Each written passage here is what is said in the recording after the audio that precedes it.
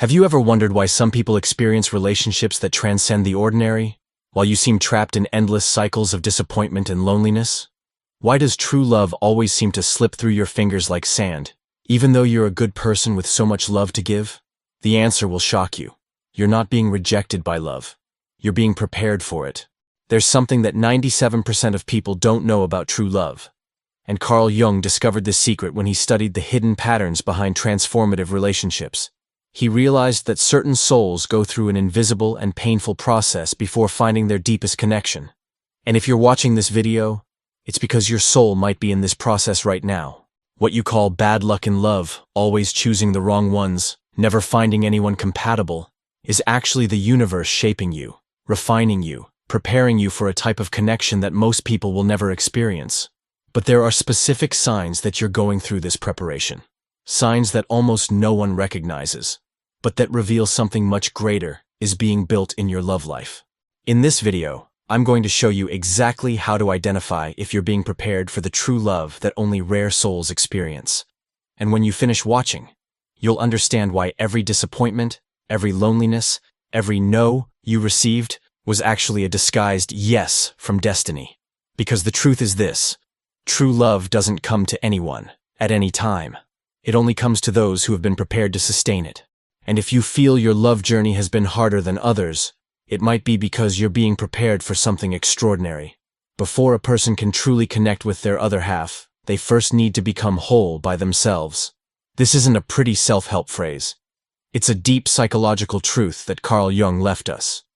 The soul needs to go through a process of individuation, a path of self-knowledge that dissolves illusions, integrates shadows, and awakens authenticity. And for the more sensitive, deeper souls, this process is particularly intense and often solitary, because they can't pretend to be satisfied with less than they need. They can't settle for relationships that don't touch their essence. Life, with its invisible wisdom, leads these souls through specific experiences that function as internal tests. They're not punishments or cosmic penalties. They're opportunities for growth, emotional cleansing, development of the maturity necessary to sustain true love. Because authentic love between soulmates isn't just about two individuals finding each other. It's about two whole, conscious, and free people, choosing to share their lives not from lack, but from abundance. Not to complete themselves, but to overflow together. And when this happens, the impact goes far beyond the couple. These conscious connections radiate energy that elevates humanity's collective consciousness. They become living examples that it's possible to love without possessiveness, connect without dependency, surrender without losing yourself. But to reach this point, the soul must first pass through the tests that life carefully prepares. And each of these tests has a specific purpose in preparing for the great encounter. The first test that life presents to rare souls is perhaps the most difficult of all: learning to be alone without feeling abandoned. Forced solitude isn't destiny's cruelty. It's strategic preparation. Jung observed that individuation requires periods of withdrawal, moments when the person moves away from external influences to hear their own inner voice. For more sensitive souls who naturally seek deep connection, this isolation can seem like torture, but it's actually a disguised gift. When you're forced to stay with yourself, without romantically dramatic distractions, without the adrenaline of complicated relationships, something extraordinary happens. You begin to discover who you really are beneath all the social masks, all the expectations you've internalized, all the roles you learned to play to be accepted. Solitude becomes a laboratory of self-knowledge where you can finally find yourself without interference. During these periods, many people panic. They feel they're wasting time, that they should be relating, building something with someone. But the rare souls who go through this test begin to realize something revolutionary. They're interesting to themselves. They discover their own company can be rich, stimulating, nourishing. They develop deep hobbies, cultivate genuine interests, create an inner life so abundant that loneliness transforms into solitude, a sacred space of peace and creativity. This process teaches something fundamental. You don't need anyone to feel complete. And paradoxically, it's exactly when you reach this inner completeness that you become magnetic to your true other half. Because whole people attract whole people. People who love themselves attract people capable of true love. Loneliness stops being a state you flee from and becomes a state you honor, a sacred space where you reconnect with yourself whenever necessary. When you finally emerge from this test, you carry with you an unshakable inner security. You know you can count on yourself, that your happiness doesn't depend on another person's presence. And this emotional autonomy is the necessary foundation for any healthy and lasting relationship. You relate by choice, not by necessity. From abundance, not from lack. The second test that rare souls face are illusory projections. Those intense relationships where you fall in love not with the real person, but with the image you've created of them. Jung explained that we project onto others what we don't recognize in ourselves, and for sensitive souls, these projections can be devastatingly powerful. You meet someone and suddenly feel you've found your soulmate, your destiny, your salvation. The connection seems magical, inexplicable, transcendental. But then reality starts to appear. The person reveals aspects that don't match your fantasy. They show normal human limitations that break the idealization you created. And the disenchantment is proportionally painful to the intensity of the initial projection. You feel betrayed, disillusioned, lost. How could you have been so deceived? How didn't you see the signs? The pain is real and deep, but it serves a crucial purpose, teaching you to distinguish between true love and projective fascination. This test forces you to question your own attraction patterns. Why are you attracted to certain qualities? What exactly are you looking for in the other? Often, we discover we're seeking in others qualities we need to develop in ourselves. The charismatic attracts us because we want to be more expressive. The mysterious fascinates us because we want to access our own internal mysteries. The stable calms us because we want to find our own emotional stability. Projections are rigorous teachers. They show you, through the pain of disillusion, where you're still seeking external completeness instead of developing internal fullness. Each projection-based relationship that doesn't work out is actually a disguised success, because it brings you closer to clarity about what's real love and what's compensatory fantasy. When you finally learn to see people as they really are, without the filters of your unresolved needs, something magical happens. You develop the ability to love the other's real humanity, including their imperfections and limitations. And this is an essential skill for any lasting relationship. Because, in true love, you don't love an idealized image. You love a real, complex, constantly growing person. The projection test also teaches you emotional discernment. You learn to distinguish between the excitement of novelty and the peace of genuine compatibility, between dramatic intensity and authentic intimacy, between being in love with the idea of being in love and truly knowing and deeply appreciating someone. These are subtle but crucial distinctions that only experience can teach. The third test, perhaps the most subtle and destructive, is self-sabotage in relationships. This happens when you finally find someone genuinely compatible, someone who could be a real partner, but some internal force compels you to destroy the connection. You pick unnecessary fights, create drama where none exists, pull away when you should get closer, or get too close when you should give space. It's as if there's a part of you that doesn't believe you deserve true love. Jung would say this self-sabotage comes from the shadow, that part of the psyche that contains everything we deny about ourselves, including our capacity to be loved. If at some deep level you don't believe you deserve love, you'll unconsciously destroy any relationship that threatens to prove otherwise. It's a perverse way of maintaining internal coherence, even if that coherence is based on a limiting belief about your own worth. This pattern can be extremely frustrating because you consciously want the relationship, but unconsciously you're working against it.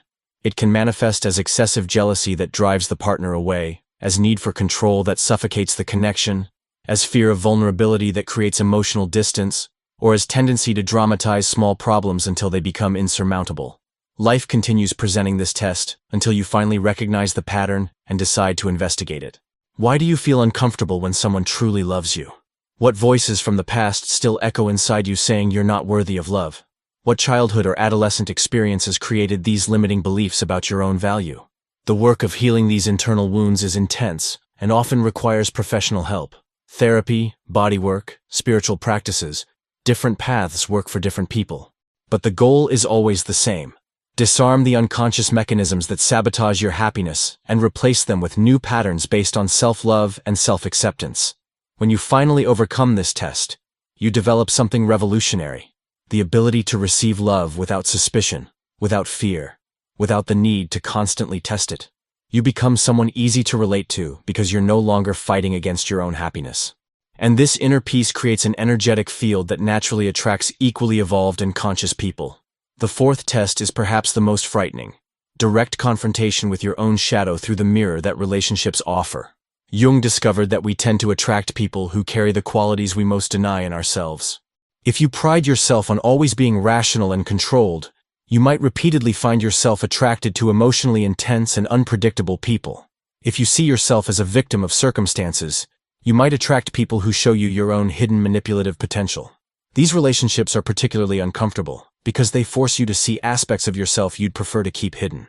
The person irritates you exactly because they're mirroring something you don't want to recognize in yourself. The egocentric bothers you because it reveals your own unacknowledged need for attention. The dramatic one exasperates you because it shows your own repressed theatricality. The dependent one suffocates you because it evidences your own unrecognized need for care. The first reaction is always to judge and reject the other. It's much easier to point out the other person's flaws than to recognize their functioning as a mirror of your own denied aspects. But the rare souls who go through this test begin to notice the pattern. Why do certain qualities in people affect you so much? Why do some behaviors completely unravel you while other people remain calm? Shadow work through relationships is transformative because it forces you to integrate parts of yourself that were fragmented. When you recognize and accept that you can also be manipulative sometimes, you stop judging manipulation in others so harshly. When you admit you also have unresolved emotional needs, you stop criticizing others' emotional dependence. This integration makes you more human, more compassionate, more whole. Jung said we cannot truly love until we accept our own darkness. Because true love includes all aspects of the person, not just the beautiful and acceptable ones. When you integrate your shadow, you develop the ability to see the other's complete humanity without judgment, including their difficult aspects. And this unconditional acceptance is the foundation of any deep and lasting relationship. The process also frees you from relationships based on neurotic complementarity, where you choose partners who express what you repress, creating an addictive but unhealthy dynamic. Instead, you become able to choose partners based on genuine compatibility and mutual growth. The fifth test that rare souls face is developing courage to live authentically, even when it means disappointing other people or going against social expectations. Many people spend their entire lives trying to please others, shaping themselves to fit family, professional, or social expectations. But souls destined for deep connections need to learn to honor their own inner truth, even when that truth is inconvenient or misunderstood. This test can come in many forms. It could be family pressure to marry someone suitable when you know there's no real connection. It could be social expectation to follow a safe career path when your soul is calling for something more creative or risky. It could be pressure from friends to behave in certain ways that don't reflect who you really are. The courage of authenticity is especially challenging for sensitive people who naturally care about others' feelings. They might feel guilty for being selfish by prioritizing their own needs and truths. They might fear hurting people they love by setting boundaries or making choices others don't approve of. But Jung discovered that individuation, the process of becoming who you really are, requires this courage. You can't live an authentic life while constantly shaping yourself to please others. And you can't attract true love while presenting an edited version of yourself to the world.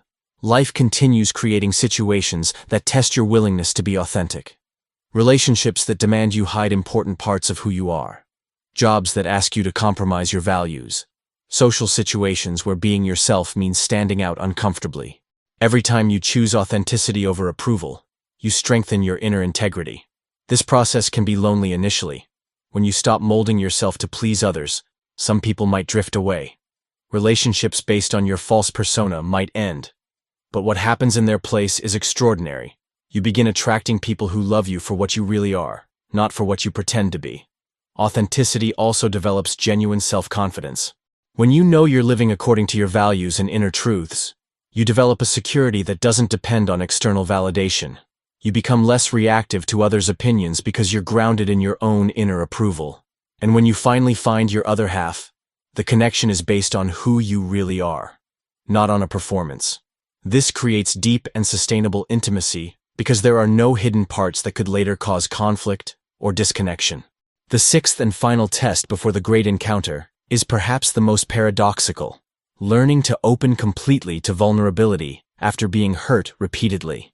Sensitive souls, by their very nature, feel everything more intensely, including the pain of romantic disappointments, betrayals, relationships that didn't work out. It's natural to develop defenses, build emotional walls, become more cautious with the heart. But true love requires total vulnerability. There's no way to connect deeply with someone while keeping parts of yourself protected and inaccessible. Jung observed that real intimacy only happens when two people can show themselves completely, including their wounds, fears, and imperfections. And this requires extraordinary courage, especially after being hurt. This test is about learning to distinguish between wisdom and fear. Wisdom is recognizing toxic patterns and avoiding them. Fear is closing your heart to all possibilities because some were painful. Wisdom is establishing healthy boundaries. Fear is building impenetrable walls. Life continues presenting opportunities for you to practice this distinction. It might appear as meeting someone who seems genuine but activates all your defense mechanisms because of superficial similarities to people who hurt you in the past. Or as having to choose between protecting yourself and taking a risk when a real connection presents itself. Each situation offers you the chance to choose love over fear, openness over protection. The process of healing past wounds is essential to pass this test. It's not about forgetting what happened or pretending it didn't hurt. It's about fully processing these experiences until they become wisdom instead of trauma. When you heal your wounds, they stop bleeding into new relationships. Conscious vulnerability is different from naive vulnerability. You don't go back to being the person you were before being hurt. You become someone even wiser, deeper, more capable of real intimacy. You learn to open gradually, testing reciprocity and safety before exposing yourself completely. But when the right person appears, you're able to open fully. This capacity for vulnerability after being hurt is one of the most attractive qualities that exists. It shows strength, not weakness. It demonstrates that you didn't let past experiences harden or embitter you. It reveals a capacity for love that survived the tests of disillusion and emerged even purer. When you complete all these tests, when you've learned to be alone without feeling abandoned, when you've developed discernment between real love and projection, when you stopped sabotaging your own happiness, when you integrated your shadow, when you live authentically and opened yourself to conscious vulnerability, something extraordinary happens. You're no longer looking for your other half to complete you. You're complete by yourself and looking for someone equally whole to share that completeness. And it's exactly at this point that the universe conspires for the great encounter. Because now you can recognize true love when it appears. You won't confuse it with projection, need, drama, or fantasy. You'll feel the profound difference between someone who wants to use you to fill their voids and someone who wants to grow alongside you. Between someone who loves you for what you can do for them and someone who loves you for what you are. The encounter with your true other half isn't like in the movies. There's no dramatic music or moments of cinematic revelation. It's more subtle, deeper. It's a gradual recognition of compatibility on multiple levels. It's feeling you can be completely yourself without fear of judgment. It's discovering that silences are comfortable, that differences are interesting instead of problematic, that conflicts can be resolved through communication instead of drama. But perhaps most importantly is realizing this connection isn't just about you two. When two whole people unite consciously, they create something greater than the sum of their parts. They become a living example that it's possible to love without possessiveness, connect without dependency, grow together without losing yourselves individually. And this conscious energy radiates beyond the relationship, inspiring others and contributing to the evolution of humanity's collective consciousness. Jung believed certain relationships have a transpersonal function. They serve not just the individuals involved, but the evolution of the species. When two rare souls who've gone through the entire preparation process meet, they have the potential to create a union that models a new paradigm of conscious love. A love that's not based on need, drama, control, or idealization, but on freedom, mutual growth, authenticity, and joint service. These relationships become beacons of light in a world still dominated by unconscious connections based on trauma, lack, and repetition of dysfunctional patterns. They show it's possible to relate differently, more evolved, more consciously. And each conscious relationship that forms contributes to creating a new reality, where true love becomes more common and accessible. That's why the tests rare souls face are so rigorous. It's not about cosmic cruelty, but preparation for a greater mission. These souls are being prepared not just to find love, but to demonstrate a higher form of loving. To show that relationships can be laboratories of spiritual growth instead of emotional battlefields. And when you understand this, when you realize all the challenges, all the loneliness, all the disappointments were preparing you for something greater, the journey gains completely new meaning. You're not being punished for being too sensitive or too different. You're being prepared for a form of love most people don't even know exists. The preparation never really ends. Even after the great encounter, life continues presenting opportunities for growth, deepening, refinement. But now you have a conscious companion on this journey. Someone who understands the language of the soul, who values growth as much as you do, who sees challenges as evolution opportunities instead of threats to the relationship. And together, you continue contributing to the transformation of collective consciousness, simply by being an example that there's a different way to love. A way based on integrity, authenticity, freedom, and mutual growth. A way that honors both individuality and union. A way that serves not just you two, but the evolution of all humanity toward conscious love. Rare souls are called to this mission, not because they're better than others, but because they carry the sensitivity and depth necessary to pioneer new ways of relating. And all the tests they face are training for this sacred function. When you understand this, every difficulty gains purpose, every period of loneliness gains meaning, every romantic disappointment reveals itself as a necessary step toward true love. If you recognized your own journey in these words, know that you're not alone. Millions of sensitive souls around the world are going through the same tests, being prepared for the same type of conscious union, each at their own pace, facing the specific challenges their soul needs to overcome, but all walking toward the same goal. True love that transforms not just their lives, but contributes to the evolution of all humanity. The journey might seem long, sometimes lonely, frequently challenging, but every step is worth it when you finally understand you were being prepared for something extraordinary. The ability to love in a way few humans can. And when that capacity finds its full expression in the encounter with your true other half, you discover that all the tests, all the tears, all the moments of doubt were worth it to reach this place of conscious, free, and transformative love. If this video resonated deeply with you, if you recognized your own journey in these words, comment "I'm being prepared" in the comments. That way I'll know the message reached a soul who really needed to hear this. And if you feel you need practical tools to navigate this soul preparation process, I want to introduce you to 2 guides that can accelerate your preparation journey. The first is 21 Days of Transformation with Carl Jung, a structured method that takes you through Jung's most powerful concepts applied to your daily life, helping you integrate your shadows, recognize your projections, and develop the individuation necessary for conscious love. And the second is the Survival Manual for Difficult Days, a practical guide to transform moments of crisis, loneliness, and challenge into opportunities for growth and inner strengthening. These aren't just books. They're transformation tools that will accompany you throughout this entire preparation process that life is leading you through. Because when you understand that every difficulty is actually a disguised gift, when you learn to work with what Jung called individuation, you accelerate this entire process and become magnetic to true love much more quickly. The link is in the first pinned comment of the video. And don't forget to subscribe to the channel and activate notifications to continue exploring the mysteries of the soul and personal transformation.